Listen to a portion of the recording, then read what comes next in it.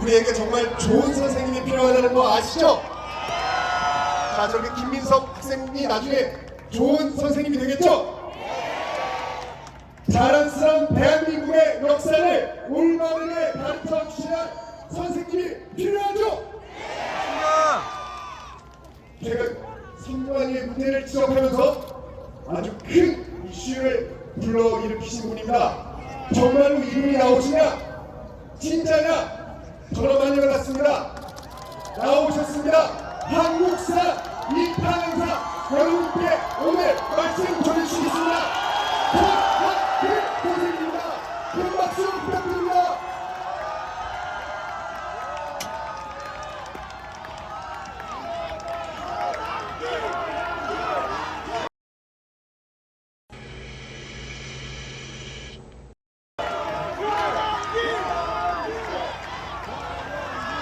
머리 조금만.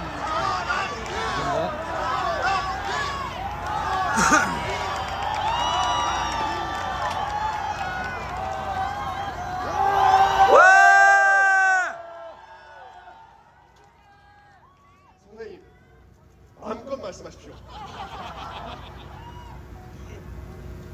아이.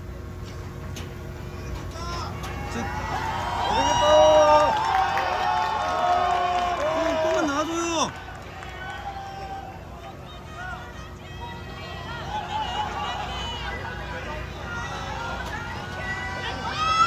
I am 크리스찬 변한길입니다. 저는 오늘 제가 믿는 하나님의 말씀이 담긴 성경책에 손을 얹고 기도하는 마음으로 시작하겠습니다. 저는 하나님을 사랑합니다. 그리고 대한민국을 사랑합니다. 이렇게 기독교든 가톨릭이든 불교든 종교의 자유가 있고 표현의 자유가 있는 자유 대한민국이 좋고, 종교의 자유가 없고 사상과 표현의 자유가 없는 중국과 전체주의 공산주의 북한 공산 정권은 싫습니다. 저는 오늘 처음으로 대통령 탄핵 반대 집회에 참석했습니다. 너무 늦게 나타나서 죄송하고, 대한민국을 다시 살려내고 굳건한 한미동맹 속에서 전쟁을 막고 평화로운 대한민국을 우리 2030 세대들에게 물려주기 위해서 어느 것이 옳은지, 무엇이 진실인지, 무엇이 공의로운지, 무엇을 해야만 하는지 를 먼저 깨닫고 진작부터 집회에 참석해서 목이 터져라, 탄핵을 반대한다, 탄핵을 반대한다 외쳤던 깨어있는 우리 모든 시민 여러분께 늦게 합류해서 죄송하다는 말씀과 함께 먼저 나와서 싸워주신 것에 대해서 대단히 감사하다는 말씀을 드립니다.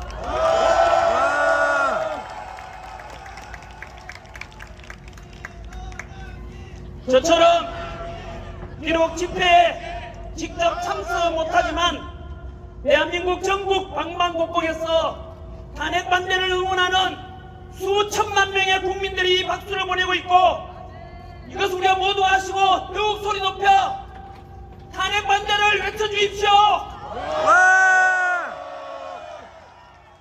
이 추운 겨울 차가운 아스팔트 위에서 대통령에 대한 탄핵과 망신주기식 무리한 체포와 구속에 맞서고, 공정하지 못한 재판에 맞서고, 왜곡 보도하는 거대한 언론 권력에 맞서서 침몰하려는 우리 대한민국을 살려내고자 탄핵 반대를 외치고 용감하게 싸워주신 여러분들 덕분에 국민들도 진실을 알게 되었고, 비상계엄 직후에 10%밖에 되지 않던 대통령 지지율이 현재 마의 벽이라 했던 40%를 넘었고, 5년이 지나면 50%를 넘게 될 것이고 조만간 60%를 넘게 되면 윤석열 대통령께서는 100% 직무 복귀하실 겁니다.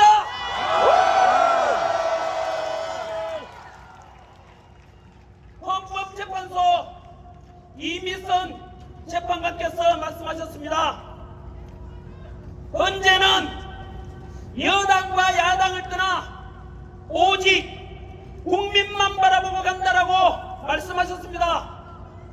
이 말이 무슨 뜻인지 아십니까? 대통령의 지지율이 올라가고 직무 복귀를 바라는 국민이 많아진다면 기꺼이 탄핵 기각 심판을 하겠다는 것 아니겠습니까? 맞습니다. 2030 세대 여러분, 그리고 모든 국민 여러분, 민주주의의 주인은 누구입니까? 우리 헌법 1조에서 대한민국은 민주공화국이고 모든 주권은 국민에게 있고 모든 권력은 국민으로부터 나온다 라고 되어 있습니다. 입법부, 행정부, 사법부, 그리고 헌법재판소 그 위에 누가 있겠습니까? 바로 이 땅의 주인인 우리 국민이 제일 위에 있는 것입니다. 오늘 우리 이 탄핵 반대 집회 역시 대한민국의 주인으로서 부당한 권력과 부당한 공격과 절차적 정의를 상실한 권력에 맞서고 왜곡 편파 보도 언론에 맞서서 떳떳하게 우리 주권을 되찾고 대통령을 직무 복귀시켜서 보다 더 강력한 대한민국, 보다 더 살기 좋은 우리 대한민국을 함께 만들어가야 되지 않겠습니까? 맞습니다.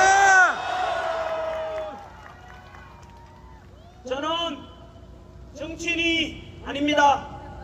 지난 26년 동안 수능 강의와 공문 강의를 통해서 2030 세대들을 가르치면서 살아온 한국사 강사입니다.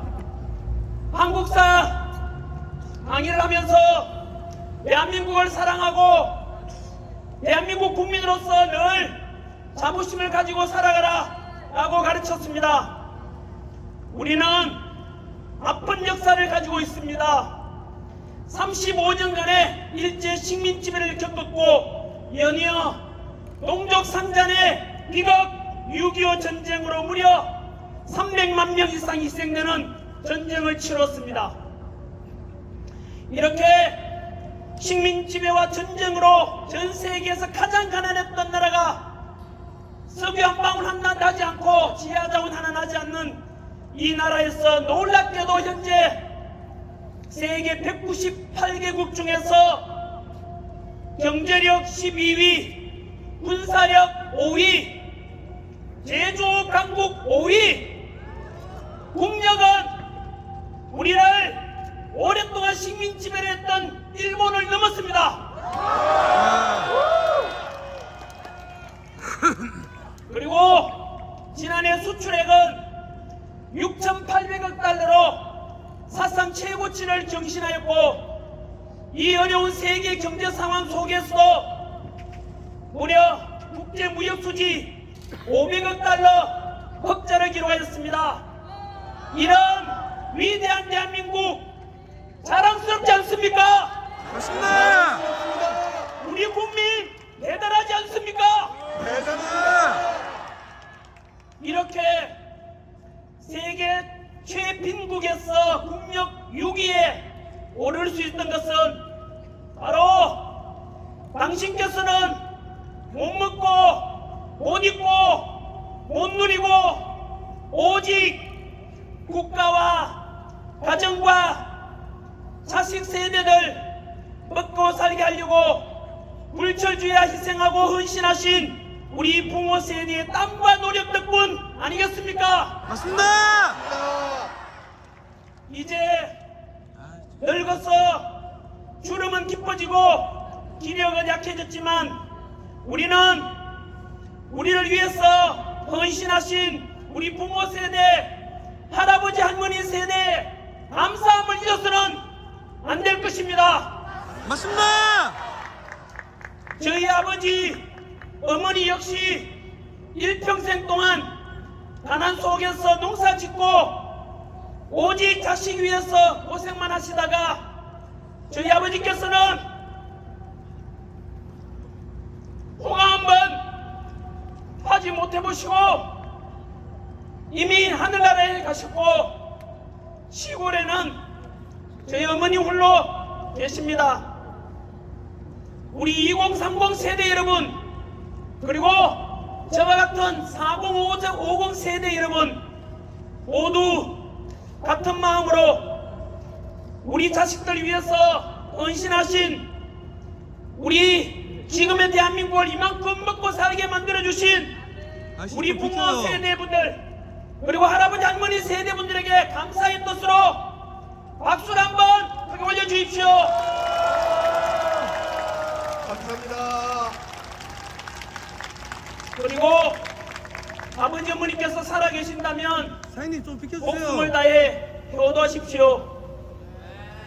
그리고 지금까지 한 손에는 태극기 들고 한 손에는 성조기 들고 오직 대한민국과 든든한 한미동맹을 위해서 애써주셨던 우리 어르신분들께 사실은 저도 좀 삐딱하게 봐왔던 것에 대해서 사과드리고 용서를 구합니다. 어르신들의 행동이 실천이 옳았습니다. 우리 실천해 주시고 오직 애국의 마음으로 직접 현장에 나와 주시고 목소리 내주신 어르신들 덕분에 지금 우리가 있으니 이제 오늘 또 지금은 다행히도 둘러보시면은 이제는 2030 세대분들이 더 많습니다. 맞습니다. 어르신들 보시기에는 아직 어리고 잘 모를 것 같지만은 그래도 우리 2030 세대 이 자리에 나오는 거 보면 대견스럽지 않습니까? 맞습니다. 잘해낼 겁니다. 한번 믿어봐 주십시오. 이제 21세기 첨단 디지털 시대에 좌파 우파를 넘고 진보 보수를 넘어서 보다 더 합리적이고 공정하고 상식이 존중되는 멋진 대한민국을 우리 2030 세대들이 만들어갈 것이라 믿어보겠습니다. 와. 이번에는 우리 어르신들께서 미래를 이끌어가고 대한민국의 새로운 주인이 될 2030 세대들의 용기와 격려를 위해 박수를 한번 쳐주십시오.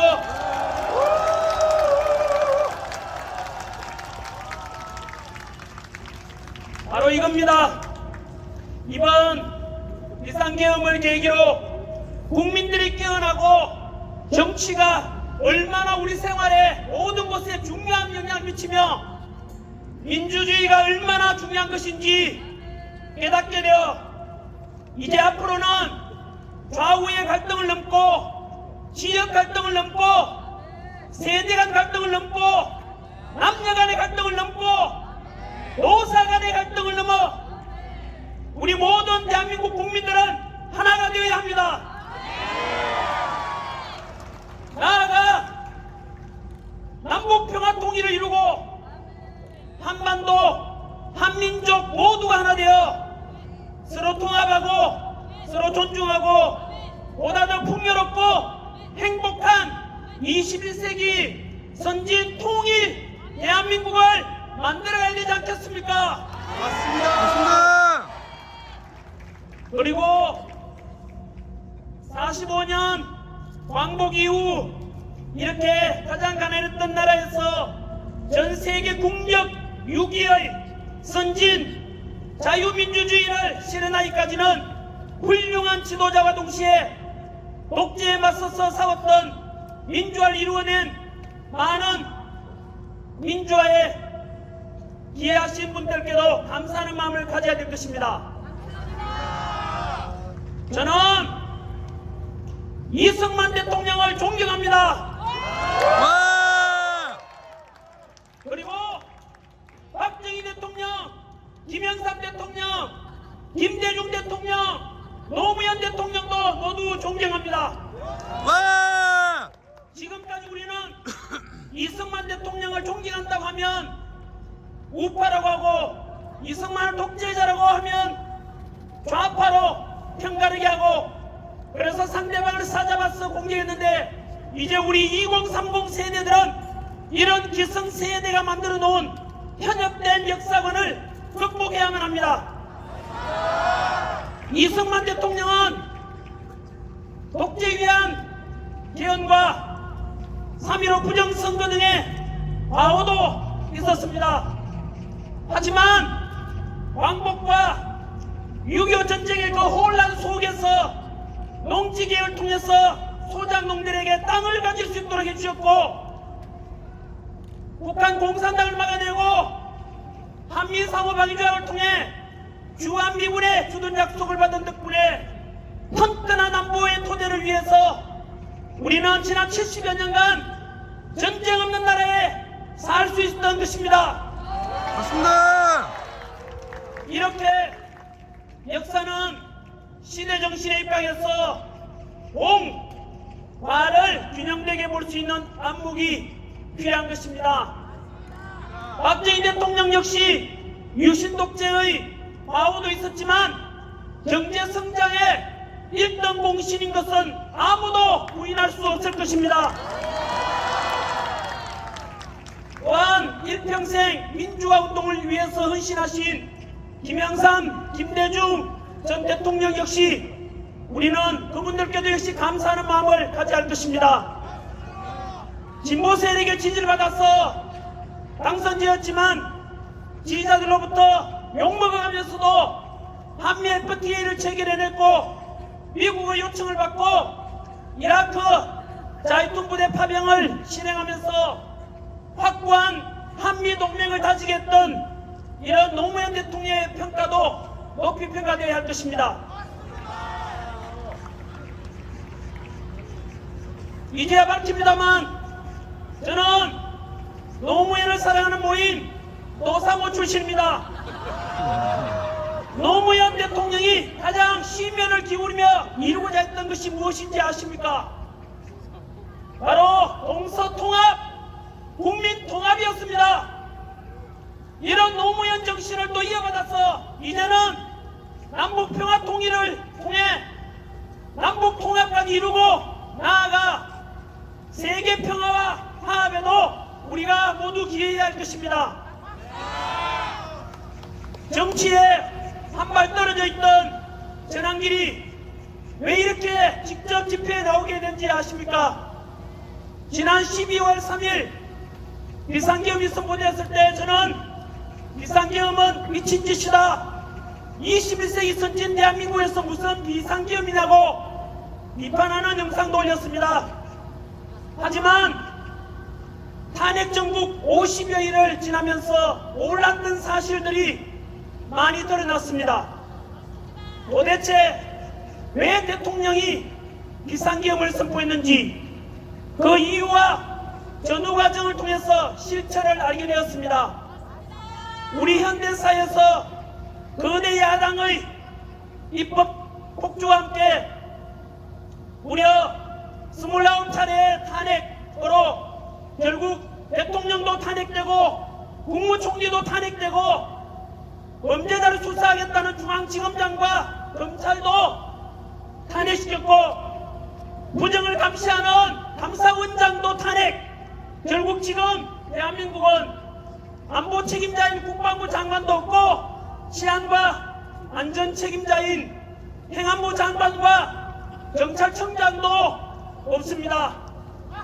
이런 시국에 대행의 대행마저도 말 안 들으면 또 탄핵하겠다고 협박하고 있는 상황입니다. 이런 상황을 지켜보고 있는 모든 국민들은 어떻게 분노하지 않을 수 있겠습니까? 뿐만 아니라 비상계엄의 이유 중 하나, 야당의 일반적인 2025년 예산안 삭감, 들여다보면 경악을 금치 못합니다.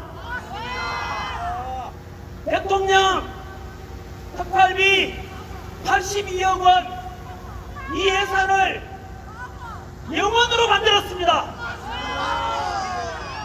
조폭과 범죄자 잡는 검찰의 경비 587억 원도 망원으로 만들었습니다. 마약 사범 잡고 치안 활동하라는 경찰의 경비 31억 원도 전액 삭감해서 망원 만들었습니다. 옆에 우리 지켜주시는 경찰분들 보고 계십니까?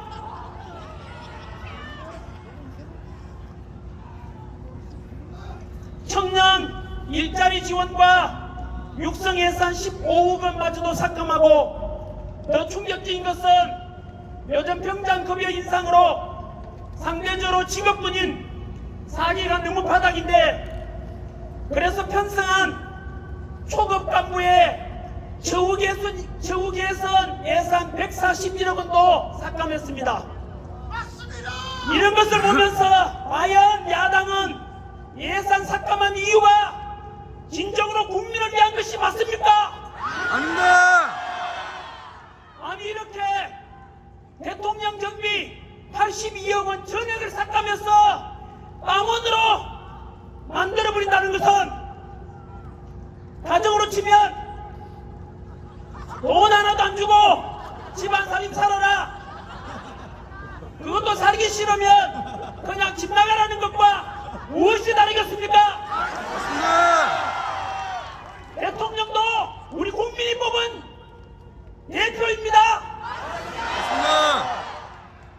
이런 상황을 지켜보면서 국민들은 이들이 과연 진짜 국민을 위한 정치를 하고 있는지 그 실체를 알아버린 것이고, 이런 속에서 진행된 탄핵 정국 속에서 편파 보도, 왜곡 보도의 극단을 보면서 기존 언론에 대한 신뢰가 완전히 무너졌고, 듣도 보도 못한 우리법연구회, 국제인권법위원회, 국제인권법연구회라고 하는 사법부내에 정치적으로 편향된 재판을 삼는 판사들도 알게 되었습니다.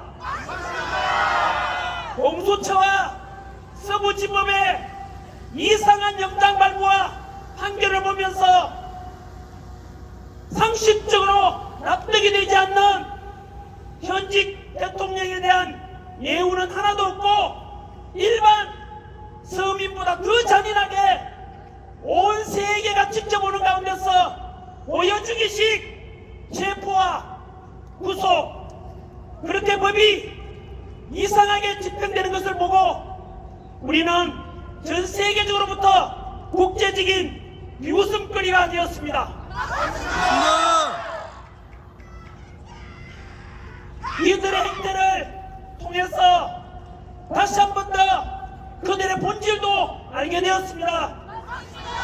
그들은 공정한 법 집행보다는 오직 자신들의 이익을 위한다는 것을 알게 되었고, 그 와중에 다들 아시다시피 용산 대통령 관저 체포가 진행될 때 관저 밖에는 양쪽 시민들이 극단적으로 대치하고 있었고, 관저 입구에는 공수처 지시를 받은 경찰과 경호처 함께 무력 충돌 직전까지 대치하던 때 절대로 우리 국민을 다치게 할 수는 없다. 경찰도 경호처도 모두 우리 소중한 우리 국민인데 차라리 내가 잡혀가겠다. 이렇게 윤석열 대통령께서는 본인 스스로 희생을 선택했습니다. 저는 그때서야 진정으로 누가 대한민국을 사랑하는 사람인지, 누가 더 국민을 진정으로 사랑하고 있는지, 누가 더 스스로도 희생하려고 하는지 정확히 진실을 알게 되었습니다. 대통령께서 우리를 사랑한다면 우리 역시 사랑으로, 대통령에 대한 사랑으로 보답해야 되지 않겠습니까? 맞습니다.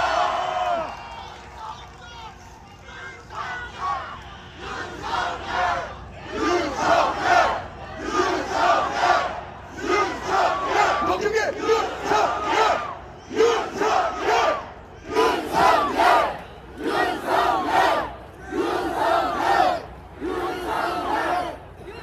우리 갇혀 계신 윤석열 대한민국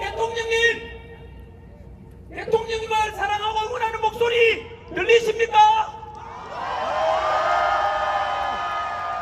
윤석열 대통령님 힘내십시오. 우리가 있습니다. 대한민국 모든 국민들이 윤석열 대통령을 기다리고 있습니다. 아! 응원합니다.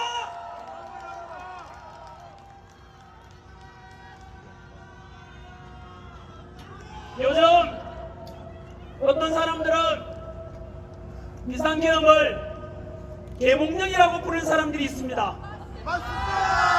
비상계엄과 대통령 탄핵 후 야당에서는 내란이라고 하고, 대통령께서는 그에 맞서 입법 독주와 행정부를 마비시키고 29회의 탄핵과 일방적인 예산 삭감, 이러한 국회의 폐악질을 국민에게 호소하고자 선포한 합법적인 계엄이라고 맞서고 있습니다.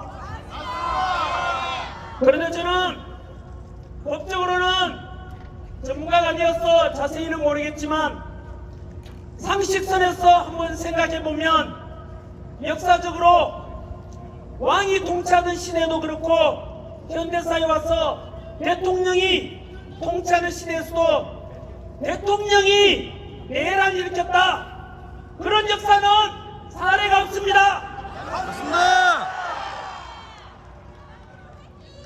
계엄군 동원도 3만 5천 명이 동원되었던 5.16 군사정변, 2만여 명이 동원되었던 12.12 사태 등과 비교해 봤을 때 10분의 1이 아니라 100분의 1밖에 안 되는 인원이라서 국회를 장악하려면 최소 수천 명은 동원해야 할 텐데 기껏 국회의원 수보다 더 적은 280명, 선관위에 297명이 동원되었고 거기다가 실탄도 장전되어 있지 않았습니다. 그리고 계엄 선포 후 불과 2시간 만에 대통령은 국회의 계엄 해제 요구에 따라서, 의결에 따라서 당연히 법을 따라야 한다면서 6시간 만에 비상계엄은 없어졌습니다. 아마도 일찍 잠든 분들은 자고 일어나 보니 뉴스 보니까 간밤에 계엄의 시작과 끝이 모두 난 상태라는 것을 알게 됐을 겁니다. 아무튼 저는 분명히 비상계엄은 잘못되었다라고 생각은 합니다. 하지만 재판을 끝내봐야 할 것이므로 많은 국민들이 계몽령이라 하기도 하는데 여러분들께서는 어떻게 생각하시는지 모르겠습니다. 저는 앞에 수많은 사례들을 통해서 분명히 우리 국민들은 그동안 수면 밑에서 감추어졌던 엄밀하고 또 우리가 무심을 넘겼던 것들이 이번 비상계엄 계기로 다 모든 것이 드러나면서 우리는 실체를 보게 되었고 진실을 보게 되었고, 그래서 국민들이 지금 다시 일어났고 이 속에서 비상경 그리고 탄핵에 대한 찬성 집회들은 지금 반대 집회보다 인원이 없지 않습니까? 맞습니다. 국민 여러분, 탄핵 반대 목소리가 들리십니까? 맞습니다. 국민들이 이제 깨어났다는 뜻입니다. 맞습니다. 이러니까 계몽령이 저는 맞다고 생각합니다.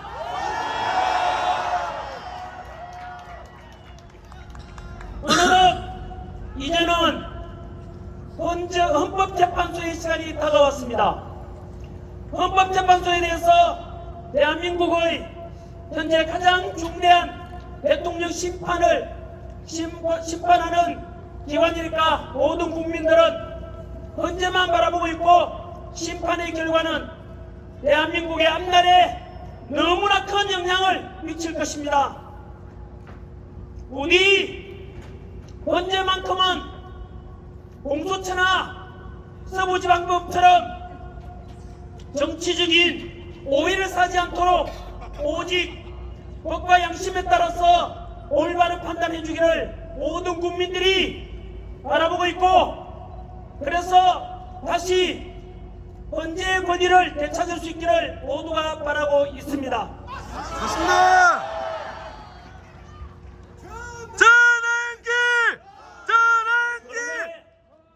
안타깝게도 이미 여러 불공정성 논란이 일어나고 있습니다.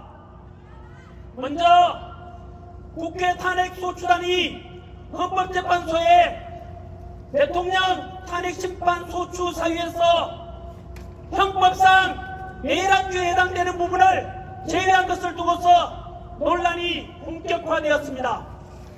국회에서 대통령 탄핵 가결시킬 때 가장 큰 내란 혐의로 국회에서 통과시켰는데, 지금 와서 내란죄를 뺀다면 당연히 헌재에서는 대통령 탄핵소추안은 기각심판하고 국회로 돌려보내서 탄핵소추를 다시 하라고 하는 것이 상식 아니겠습니까? 맞습니다. 짜장면을 시켰는데 짜장면은 안 나오고 단무지만 나왔습니다.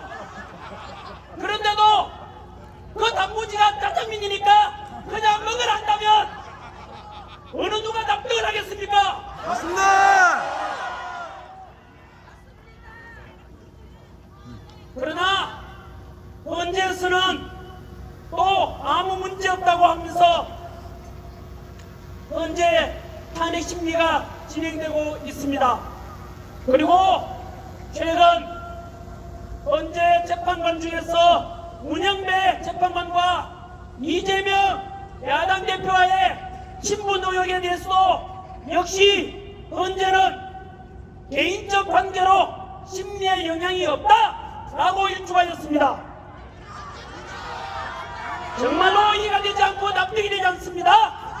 맞습니다. 이러니까 절차적 정의와 공정성과 합리성을 강조하는 2030 세대들이 누가 이걸 믿고 따라가겠습니까? 맞습니다. 정말 기성세대한 사람으로서 부끄러워서 얼굴을 못 들겠습니다. 맞습니다. 우리나라 헌재도 마찬가지로 왜 이때 무너졌는지, 왜 이래 불공평한지 너무나 안타깝습니다. 맞습니다. 그래서 지금 우리가 주권 행사를 위해서 이 자리에 모인 것 아니겠습니까? 맞습니다. 이렇게 우리가 모여서 무너져가는 대한민국을 다시 살리려고, 그리고 국민 다시 통합하자, 대한민국을 정상화시키자, 이런 목적으로 모이는 것 아니겠습니까? 맞습니다. 한 번 더 헌법재판소 이미선 재판관은 정확히 말씀했습니다. 헌재는 여당과 야당을 떠나 오직 국민만 바라보고 간다라고 말했습니다. 이 말이 무슨 뜻인지 아시겠죠? 예. 대통령 지지율이 올라가고 직무복귀를 바라는 국민이 많아진다면 기꺼이 탄핵 기각을 하겠다는 뜻 아니겠습니까? 맞습니다. 여러분, 그러면 우리 다시 뭉칩시다. 보수든 진보든 뭉쳐서 대한민국을 살려냅시다. 와. 더욱더 강한 대한민국, 통합되는 국민. 그래서 우리 2030 세대들이 보다 살기 좋은 대한민국, 상식이 존중되고 정의와 공의가 강물처럼 흐르는 그런 반듯한 대한민국을 소망하는 모든 국민들께서 함께해 주시라 믿습니다.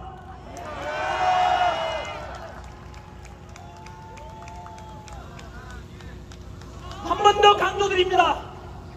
비상계엄 직후에 10%까지 떨어졌던 대통령 지지율이 현재 마의 벽이라 했던 100%를 넘었다고요. 40%를 넘었고 오늘이 시간이 지나면 50%를 넘게 될 것입니다. 맞습니다. 그리고 60%가 넘어가면 100% 탄핵 기각이 될 것입니다. 맞습니다. 그리고 우리 윤석열 대통령께서는 다시 직무 복귀하실 것입니다.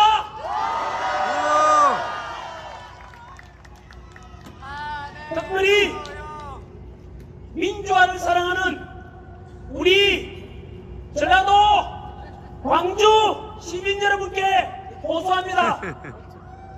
독재에 맞서서 민주화를 이뤄낸 주인공들 아닙니까? 맞습니다. 저도 광주 망월동 묘지에 여러 번 갔었습니다.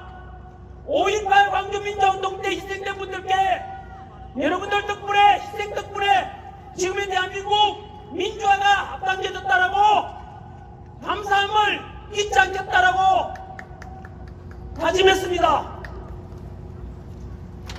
전라도 우리 광주 시민 여러분, 지금 야당의 행태를 보십시오. 입법 독재와 일방적인 예선 삭감, 그리고 이로 인한 행정부를 마비시키고 대통령 탄핵과 29번의 탄핵, 이게 과연 민주적이고 말이 되는 일 아닙니까? 맞습니다. 거기다가 최근 들어와서 야당에 대한 지지율이 떨어지니까 그 여론조사하는 기관을 협박해서 이제 국민의 여러 눈과 귀마저도 가리려고 하고 있고, 카톡 검열이라는 현대사회에서 우리 민주화된 대한민국에서 상상도 할 수 없는 표현의 자유를 맛보자는 것. 여러분, 최근에는 대통령께서 비상계엄에 선포하실 때 국회보다 우리 선관위에 더 많은 계엄군을 보냈지 않습니까? 맞습니다. 다 합쳐도 기껏해가 얼마 안 됩니다. 아까 말씀드렸지 않습니까? 5.16 군사전면 때 35,000명, 12.12 사태 때 2만여 명, 국회에 보내준 거 우리 국회 얼마나 큽니까? 저게 기껏해서 280명, 100분의 1도 안 됩니다, 여러분. 맞습니다. 선관위 297명 갔다 해도 마찬가지입니다, 여러분. 이게 무슨 낼 아닙니까? 맞습니다. 초등학생 투지만 내어도 판단이 될 겁니다. 상식적으로 생각해도 국회를 장악하고 헌정을 중단시켜야 한다면 수천 명은 최소한 국회에 보내야 되지 않겠습니까? 맞습니다. 여러분, 며칠 전에는 전한결도 마찬가지로 이러한 선관위의 부정선거에 대한 의혹, 그동안 음모론이다라고 했지만 실제로 제가 조사해보니까 너무나 많은 의혹과 의심을 살 만한 내용이 많았습니다. 그 부정선거 의혹은 이재명 야당 대표도 부정선거 의혹이 있을 수 있다고 말씀한 적이 있습니다. 야당 국회의원도 그 말씀하셨고 여당 국회의원도 그 말했습니다. 국회의장도 마찬가지로 선관위는 믿을 수 없는 의심스러운 게 너무 많다라고 이미 방송 보도 다 냈습니다. 저 역시 마찬가지로 선관위의 과거에 있었던 너무나 많은 비리들, 1200명이 넘는 인사채용 문제와 비리, 저는 제 수업을 듣고 구급공무원대 가서 선관위에 근무하려는 목숨 걸고 공부하는 그 수업을 생각하면은 이런 것을 들으면은 진짜 피가 거꾸로 솟습니다. 여러분, 이런 제가 선관위에 대해서 야당이든 여당이든 누구든지 간에 다 깨놓고 제대로 보고 가자. 그러면 선관위가 오히려 고마워야 되는 거 아닙니까? 맞습니다. 그 투명성 있는 기관이 될 것이고, 그러면 얼마나 좋겠습니까마는 놀랍게도 제가 선관위를 비판했는데 민주당에서 전환기를 고발했습니다. 한 번 더 말씀드립니다. 전환기는 선관위의 많은 의혹과 문제에 대해서 지적했는데 민주당에서 저를 고발했습니다.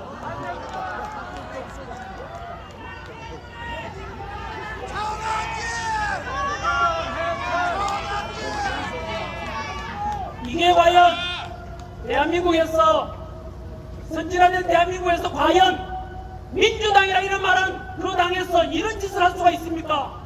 어떻게 국민들의 대상으로 카카오톡 금지하고 이틀만 해서 표현의 자유마저도 막고자 하는 것 보면 이게 과연 진심으로 민주당 맞는지 의심스럽습니다. 맞습니다. 그리고 70년대, 80년대, 우리 90년대 민주화 운동을 해오신 분들께 여쭙고 싶습니다. 우리가 독재에 맞서서 싸우고 이뤄낸 우리가 꿈꾸었던 민주화가 지금 민주당이 행하는 이런 모습 맞습니까? 아닙니다. 표현의 자유를 말살하고 공정과 상식은 무너지고 꼼수와 반칙이 팽배해지는 모습 다 보고 있지 않습니까? 맞습니다. 진정으로 그런 것을 원했다면 침묵하시고, 그렇게 한다면 민주화 운동했던 분들이 끌고 오려고 목소리를 내야 되지 않겠습니까? 맞습니다.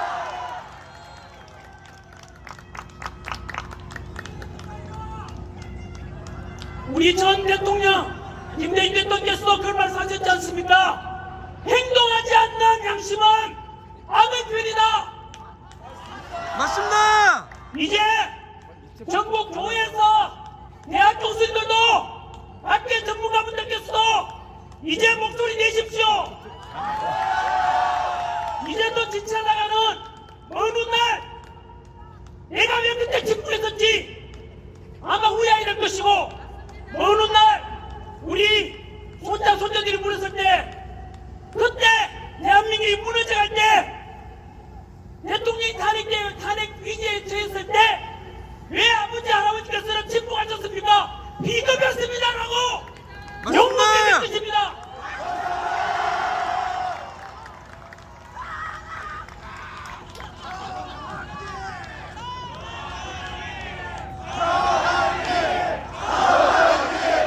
전환길! 전환길! 끝으로 이번 대통령 탄핵으로 가장 가까운 우방국 미국의 트럼프 대통령 취임식에도 참석하지 못한 우리 대통령님을 대신해서 우리 국민의 뜻과 목소리를 트럼프 대통령께 전달하고자 합니다. 아마도 자막으로 아마 영상 올라온다면 트럼프 대통령과 미국 국민들도 보게 될 것입니다. 트럼프 대통령님, 제47대 대통령 취임을 축하드립니다. 우리 대한민국 윤석열 대통령과 모든 국민들은 미국을 사랑합니다. 그리고 우리 평화를 지켜주고 계시는 주한미군을 사랑합니다. 그리고 트럼프 대통령을 지지합니다.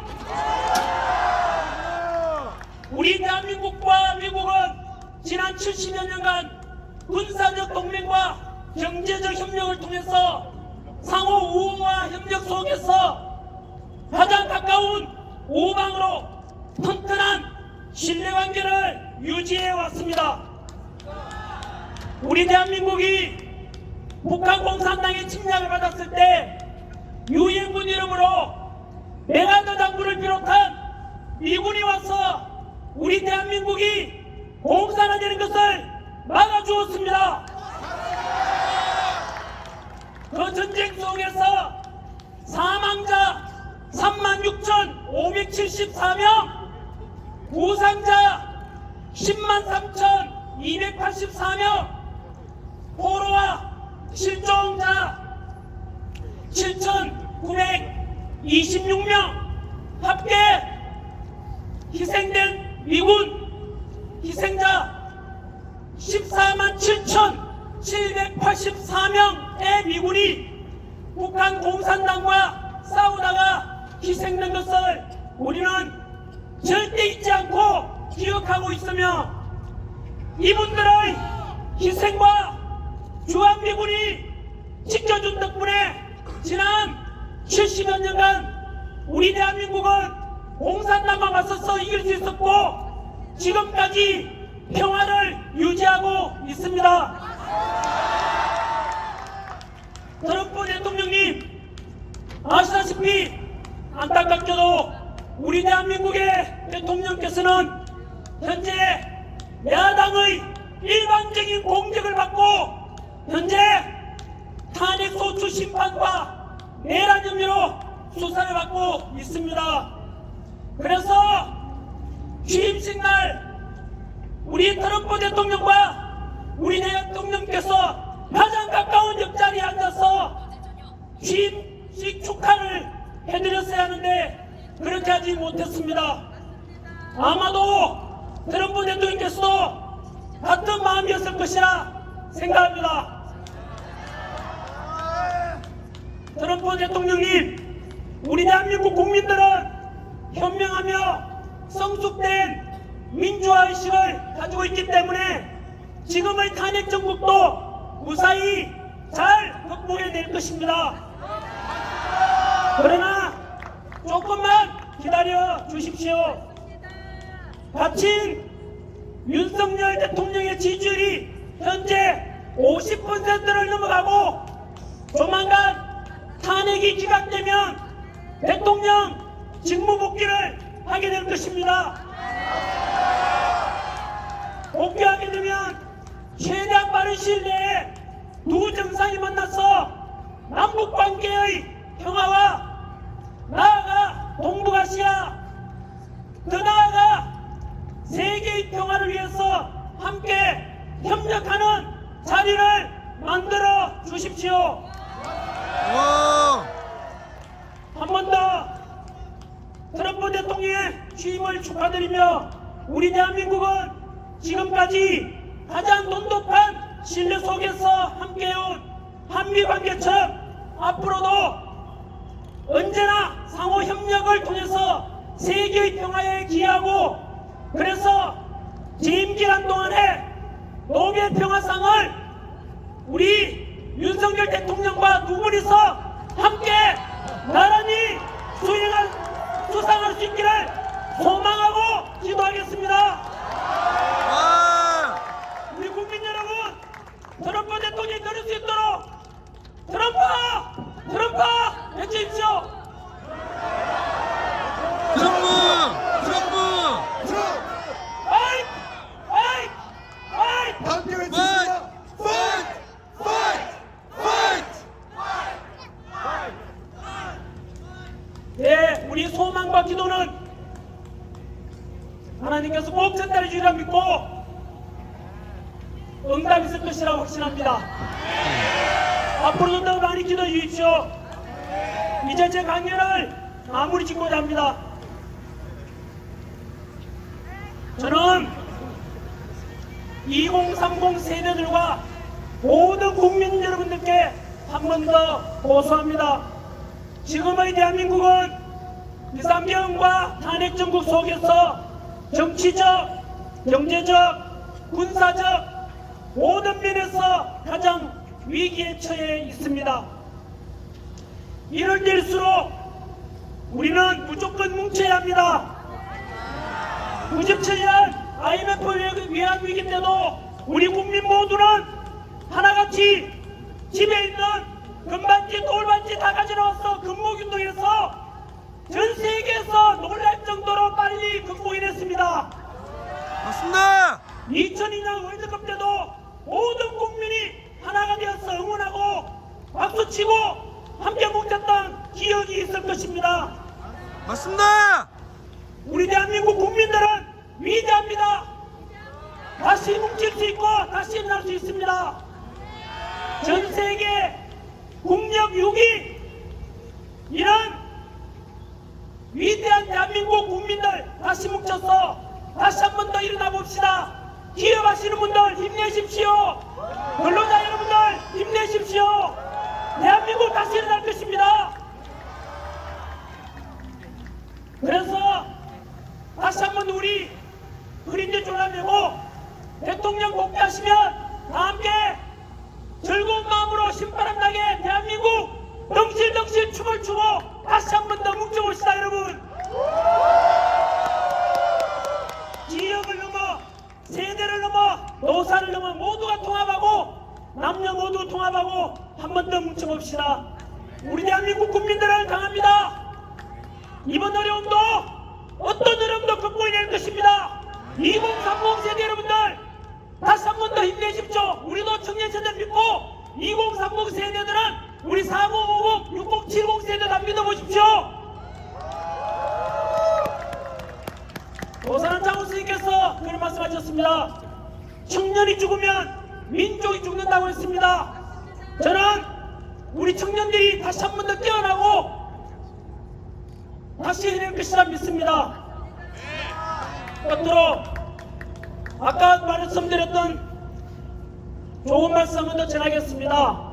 이 비상시국에서 침묵하시는 분들 행동하지 않는 자의 양심은 악의 편이라는 말씀 꼭 기억해 주십시오. 그리고 러시아 시인 메카소트가 했던 말씀으로 끝맺겠습니다. 슬픔도 노여움도 없이 사랑하는 자는 대한민국을 사랑하고 있지 않다.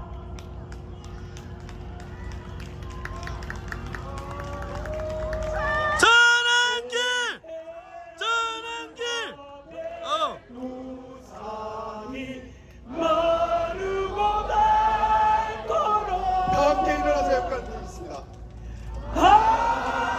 하느님이 보호하사 우리나라 만세 무궁화 삼천리 발현항상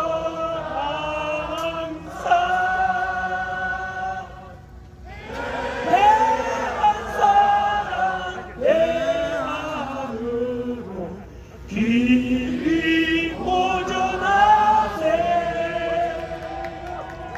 감사합니다. 싸우자! 싸우자! 싸우자! 싸우자! 싸우자! 싸우자! 이기자! 이기자! 이기자! 이기자! 이기자! 이기자! 전한길 선생님입니다. 2030이 주인되는 새로운 대한민국 전한길! 전환길! 전환길! 우리 전한길 선생님 멋있으셨다면 구독과 좋아요, 그리고 전한길 선생님 응원 댓글 부탁해.